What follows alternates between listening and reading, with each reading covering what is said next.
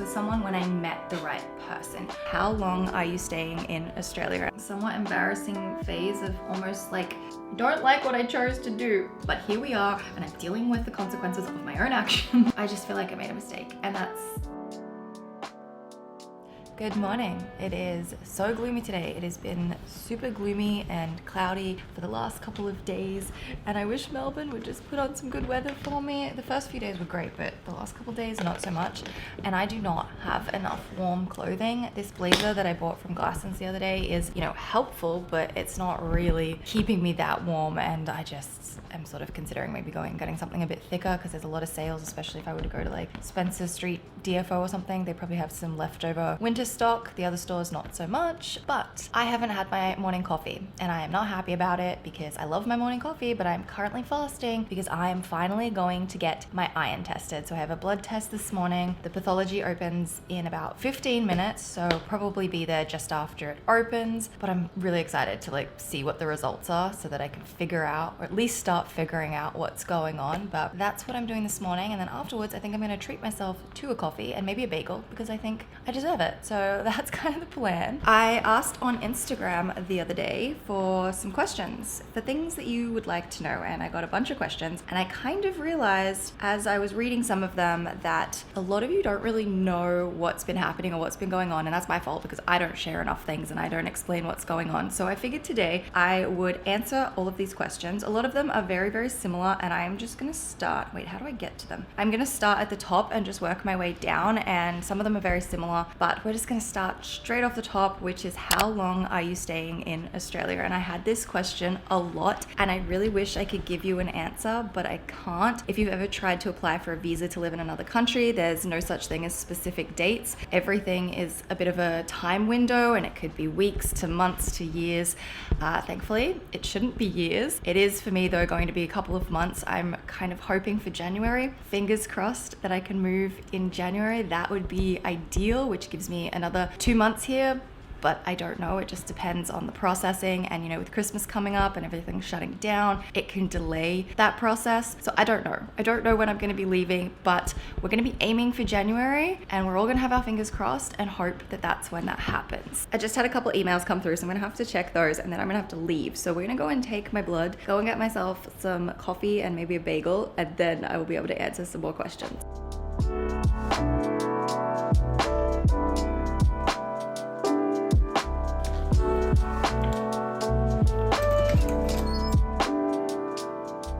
The next question I got asked was, am I starting any new businesses? And nothing anytime soon. There's a few ideas that I have and a few things that I want to do, but I have been traveling around for a year now. And just a side note on that, never again.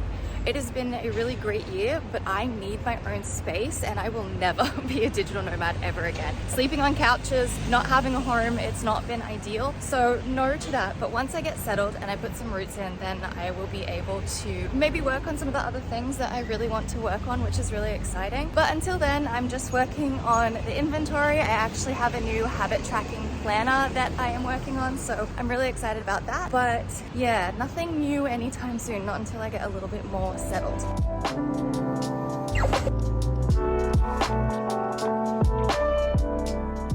I got my blood taken. It was very quick. I was in and out. I think I was the second person there, so I did not have to wait very long, which was nice. Also, my glasses are a little wonky. I need to go and get them fixed. I think I kind of sat on them the other day when I was at the park, so I keep looking at myself and I'm like, oh, I just know that they're not quite right, but it's not too noticeable. Anyway, coffee, bagel. I am so hungry and I'm so ready for my morning coffee.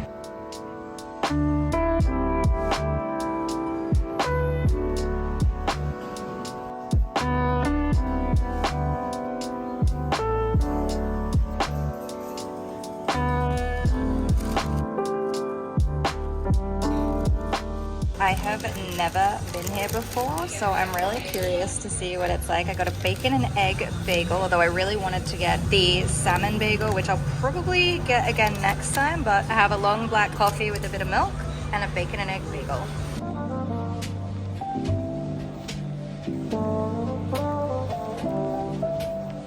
I just got back. Rachel's in the office working, so I've just sort of dumped all my stuff here. You can tell that my glasses are definitely wonky because while this arm sits flat on the chair, this one is not touching at all. So I definitely need to go and get those fixed. And then over here, I've just made myself a cup of tea and I have my laptop on this adorable little table. This is vintage, I believe. It's a set of nesting tables that Rachel has. And I'm going to sit here on the couch and do a little bit of work. Yesterday, Rachel gave me some sticky things and I stuck my external hard drive to the top of my laptop. It's not the prettiest looking, but oh my goodness, is it practical? I don't know if I'll keep it there or get some other system, but it's so practical. It doesn't hang down, it doesn't fall out, and I can just unplug it whenever I need. And now I'm thinking I should get a really small USB-C to USB-C cable that's maybe just big enough to fit here, so then I don't have this hanging out the side. But oh my gosh, so practical and so handy. Just not the prettiest, but I'm gonna sit here and get some work done.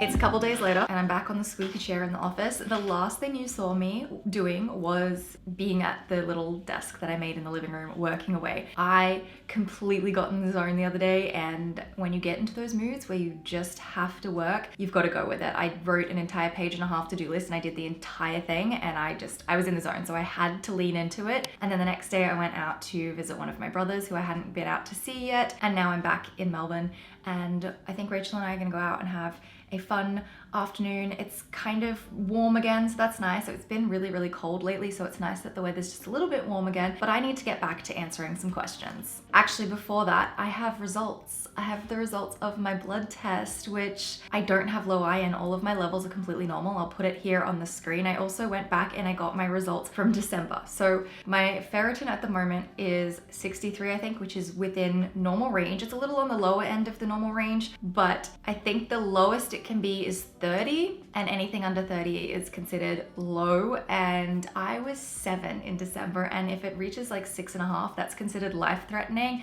and you can go into heart failure. So it was really, really bad at the beginning of the year. So it's good that my iron levels are totally normal. It's just bad because I'm so exhausted and I think I've just run myself into the ground. I think I'm burnt out. I've been really stressed the last couple of months. I'm tired all the time. Like I have this huge weight on me at the moment and there's not much I can do to get rid of it. And I'm probably overworking myself and not taking enough time to rest. And I just want to be able to make moves with my life. Anyway, that's where we're at with the test results. Don't have low iron, so that's a good thing. Also now starting to get really hot in here, so if I get red, that is why. But let's answer some questions. Scrolling through these questions, a lot of them are the same. The next question is, where are you living full time now? Texas, ?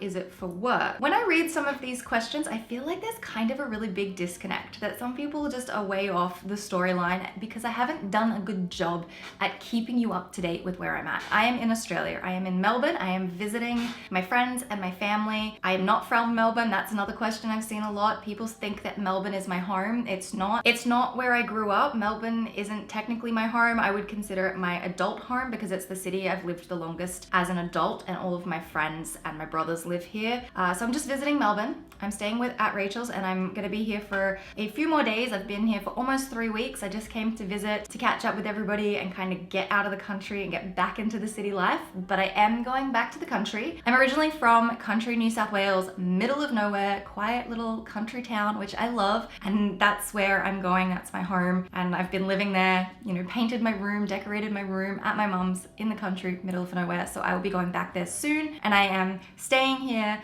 and living here until I get my visa to be able to move back overseas. So that's the living situation update. And I think I said earlier in this video that I'm hoping it's January. I'm hoping I'm only gonna be here a couple more months and then I'm out of here and I can get on with my new life. Let's get into a juicy question. Are you planning to have a baby soon?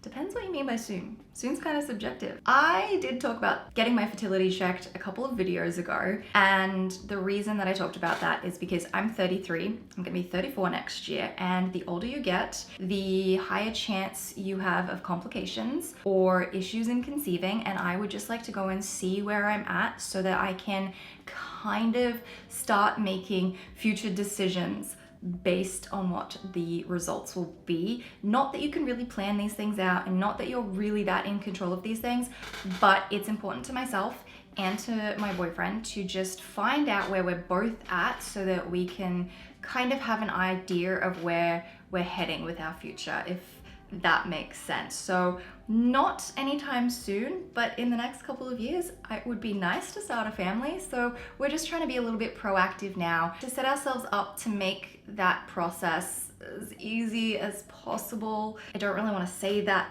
in those words because it is really difficult, and yeah, I don't really know where I'm going with this, but it's just a good idea now to see where we're at and be able to try to plan accordingly, I suppose. Following on from that question, and also a juicy one, do you think the current boyfriend is the one? The short answer is yes. I don't really know what the long answer is, but I guess the question then is like, how do you know? How do you know when someone is the one?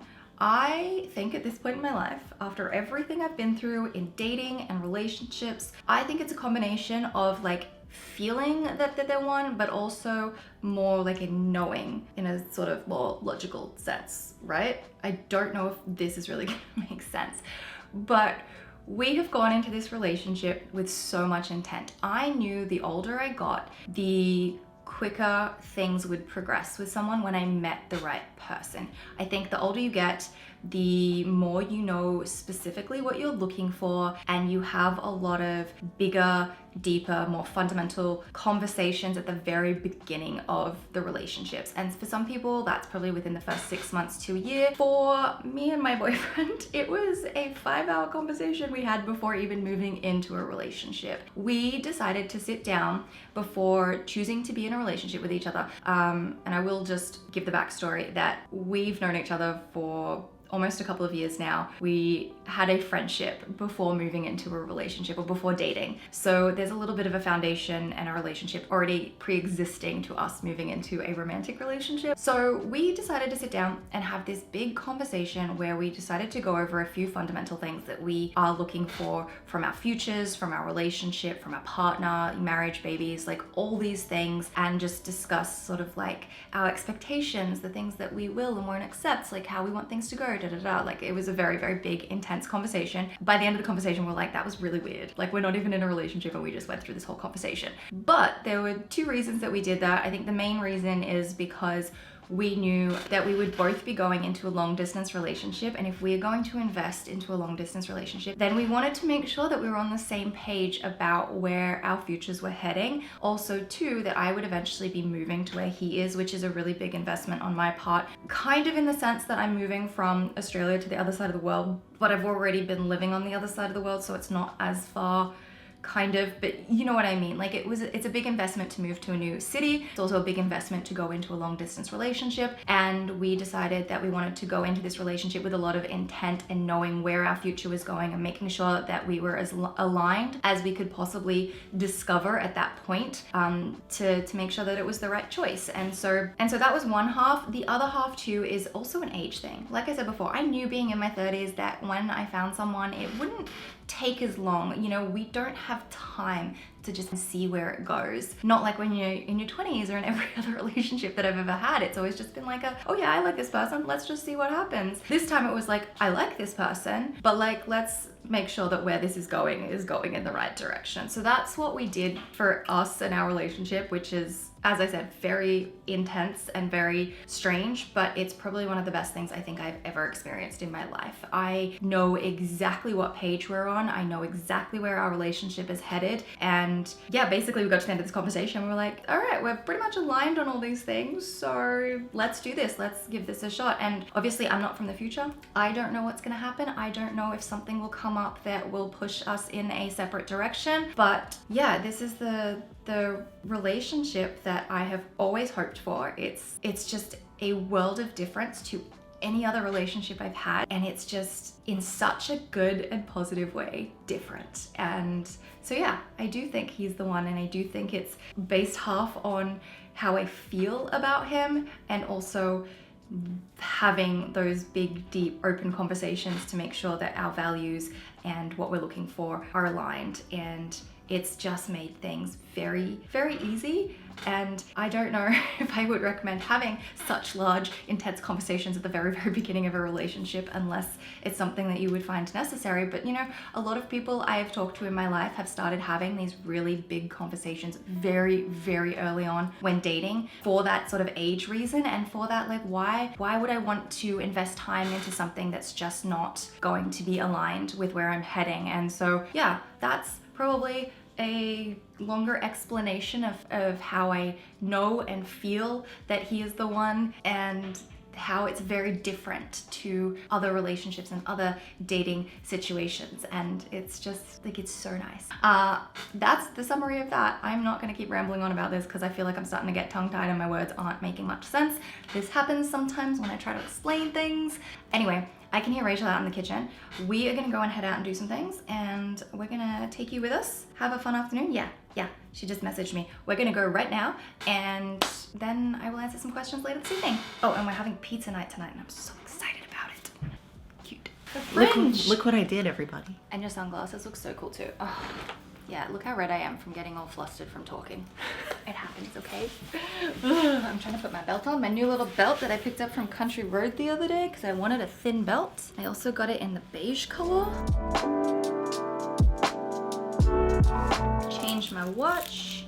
Oh my god, I look sunburnt. I just get flustered sometimes when I talk about things. Or when it's really hot and it's kind of like 26 degrees out there and this room is kind of hot. I literally look sunburnt.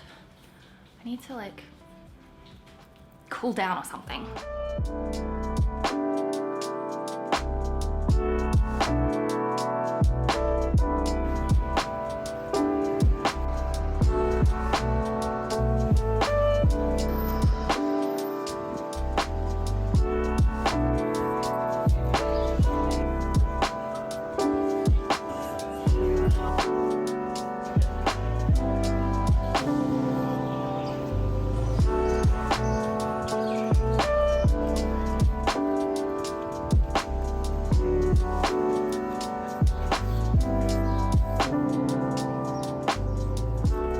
Another question I had was, what are my plans for my hair? Because I just got my hair cut the other day, and oh my god, I just inhaled my hair.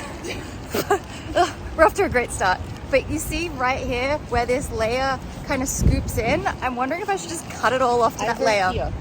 Like right there, just cut it off to that bit there. I like got over the idea. For a while I was like, nope, I gotta go shorter, and then I stopped thinking about it for a week, and now for like the last 2 days I'm like, maybe I should cut it off. Do I cut it to this bit just here?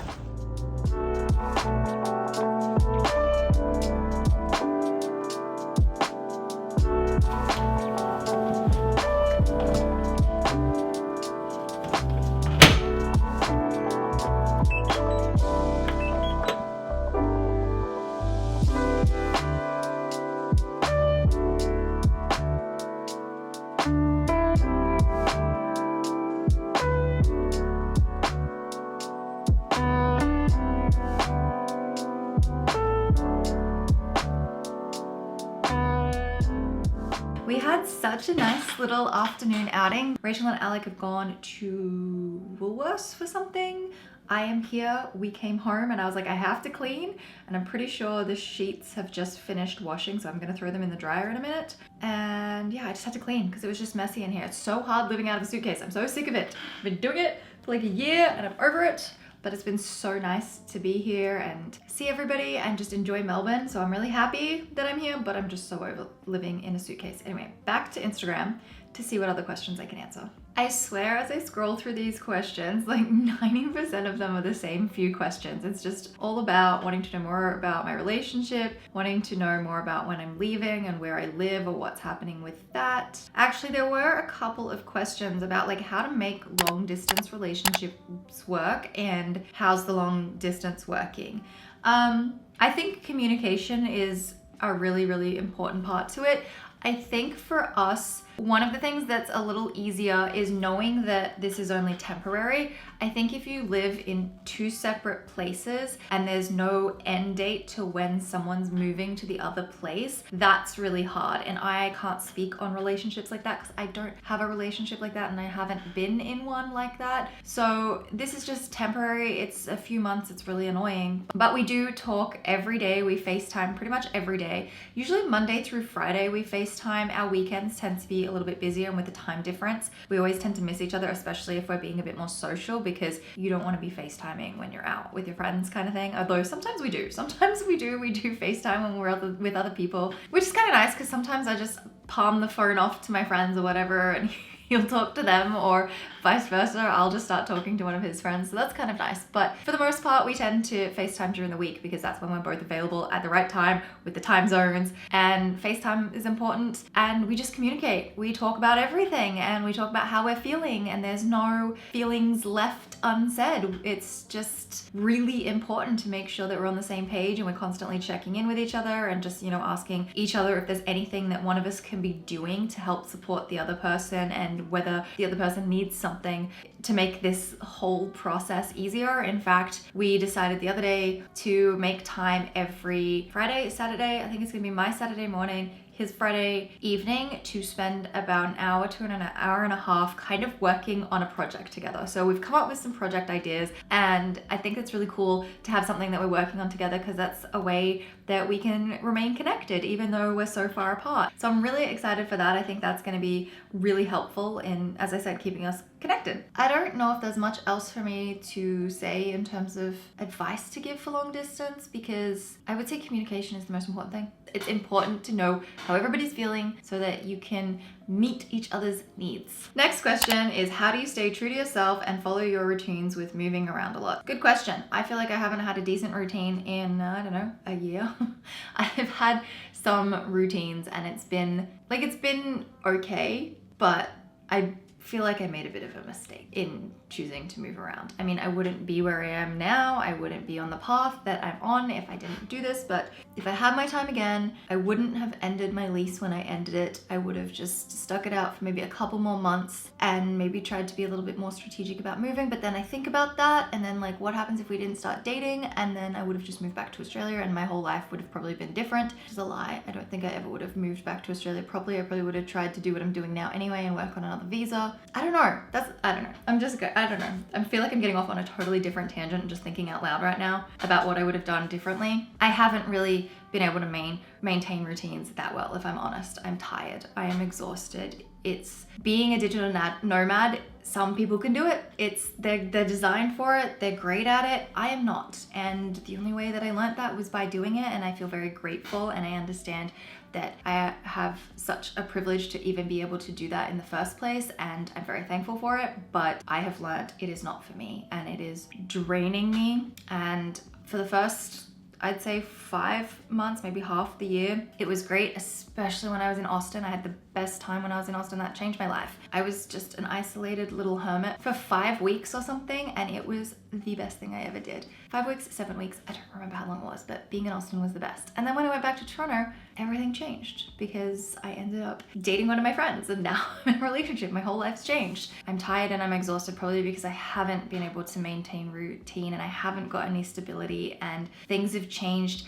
significantly and things are really uncertain. And the question was how I've managed to maintain routines and stay true to myself. I don't know. I don't know how to answer that question because I don't feel like I've maintained anything.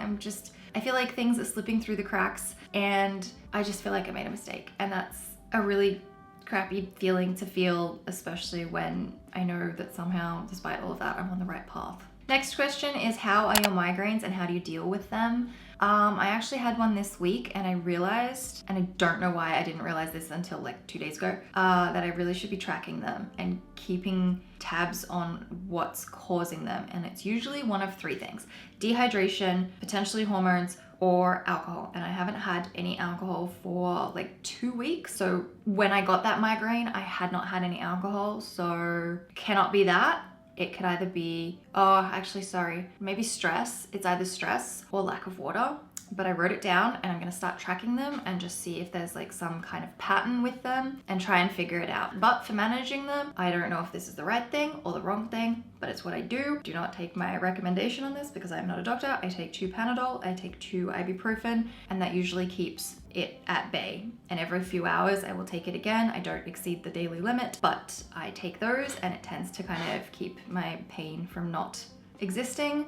Other times it's so bad that there's nothing I can do other than just power through the pain and just continue to exist. A lot of these questions I feel like I almost just summarized before. One is, how are you coping with unknown visa situation? I think it's eating away at me. I think that is what's contributing to me being so exhausted all the time, is the uncertainty, the unknown, the impact that my choices have had this year on different areas of my life. I think it's just slowly eating away at me and it's not a good thing. So I'm really hoping I can figure it out and I get my visa and I can start making some progress very soon. I'm a new subscriber. Why did you leave Toronto? Essentially my visa was ending, so I was never going to be able to stay there for a couple months past the time that I actually left. I sort of left because it was just before Christmas and I always come home to Australia for Christmas. So it sort of made sense to end my lease just a little bit early and come home and not pay rent and to do summer, rather than come home, do a couple months of summer, keep paying rent, and then go back for like a month just to pack everything up anyway. So that's why I left. And now I'm thinking again in hindsight to what I said before, what would I have done differently? I would have stayed those extra couple months, but now I realize, I've just said out loud, I wouldn't have stayed those extra months because I would have come home for summer anyway. I don't know what I would have done, okay? Look, I don't like what I chose to do, but here we are and I'm dealing with the consequences of my own actions and it's fine. Eventually, with some patience, some perseverance, I will get to where I want to be. Wow, there's actually a lot of questions about my relationship that I did not realize. This is a good question. Did you have any sort of mini quarter life crisis when you turned 30? No, not when I turned 30. I was fine. I turned 30 during the pandemic. I was fine. Didn't have any issues turning 30. 31, I was totally fine-ish. Between the ages of 31 and 32, so kind of end of 2021, start of 2022, I feel like I had almost like a breakdown in like, oh my God, time is disappearing and I want to have a family. And it was always like I don't really care. Then it was like, I hate kids, I'm never having kids. And then it changed and I was like, actually, you know what? I do want a family, the more that I need to start taking this a little bit more seriously because of my age. And then it kind of ended up in this somewhat embarrassing phase of almost like feeling like I wanted those things out of like a desperate place, and I feel like that's the worst place to want them. And it took me about a year of just not dating. Like I didn't date. I mean, there was one person I was sort of seeing in that time, which thank God that didn't work out. But I wasn't dating anyone new. I didn't go on any new dates. I didn't see anyone new for an entire year. And then after I told that person to leave me alone, I spent a good portion of time just by myself, not dating, not doing anything. And then they say that's when it happens, and it happened. And then all of a sudden he's there, and now I'm in a relationship and I'm heading towards getting married and having babies, and it's just like totally different to where I thought anything would be. So that's probably the crisis that I had. Was from 31 to 32, I was like, oh my God, you know what? I actually do want a family. I have to find someone. These are all the things that I want. Oh my God, I so want it so badly, but I'm not gonna try to find it from a place of desperation. I'm gonna be alone and let myself kind of heal and feel comfortable fully on my own before I let it in. And I did that, and it was just like, yeah, when I was finally ready, it was just there, and that's how it happened. And I hate that that's how it happened, because I hate it when people say if you stop looking for it, it just happens, and then it turns out to be true, and I hate that. I hope you do not mind sitting here with me, because this video is going to be really long and I am enjoying answering these questions, and now you're stuck with me. What are your Christmas plans? I have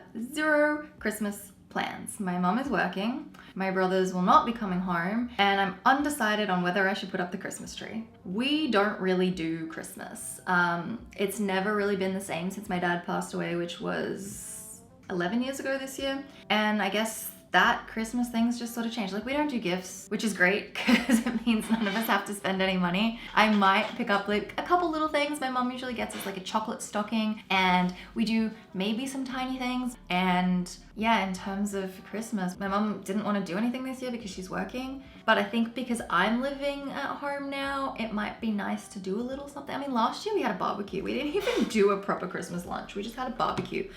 So I'm not sure if we'll do something this year. And what I was about to say is that because I am living at home, maybe I can put up the Christmas decorations and then I can take them down for her and like, you know, do that whole thing so it's festive, but she doesn't actually have to do anything. And I think that might be the way to go. So maybe next week when I get home, I should put up the Christmas decorations, which my mom has the best Christmas decorations ever. There's this place called Breadbow Christmas Barn, which is just half an hour out of Canberra on the way to Cooma. And it is glorious. If you ever get a chance to go to the Breadbow Christmas Barn, I'm pretty sure they're only open from the middle of the year until right before Christmas, like Christmas Eve or something, or maybe a couple days before that, but whatever, it's incredible. Next question is, have you always been so organized, like since being a child, or that started at some point? Okay, so I wouldn't say I'm the most organized person. I just like the process of organizing. I like the process of cleaning and organizing. It makes me feel in control of my life. It's literally just a coping mechanism. Also, at the beginning of this year,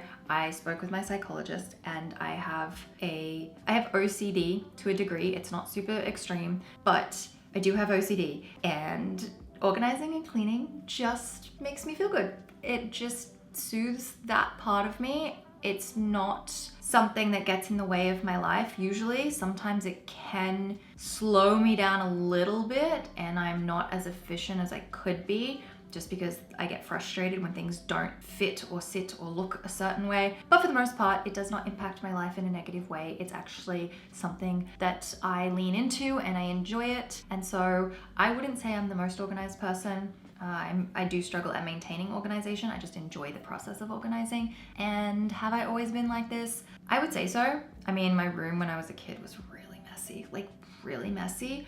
But as I got into my teen years, I always wanted to reorganize my room, change things, paint it. My favorite store when I was a teenager was Bunnings. Every time my dad and I would go to Bunnings, it was just the best because I was like, I love Bunnings. I just want to have all the home stuff. And as an adult, that is still exactly the same.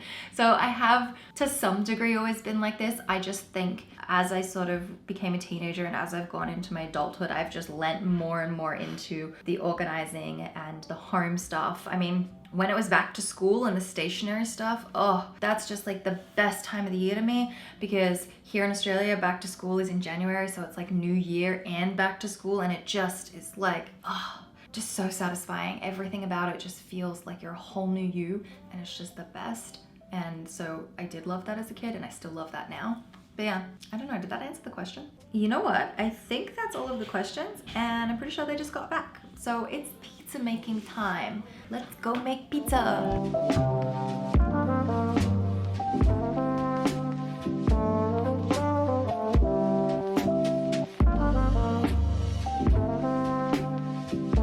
at my beautifully aligned pizza. It's a perfect ratio of basil to salami. And now my cheese looks terrible. It's all patchy, but we'll get there.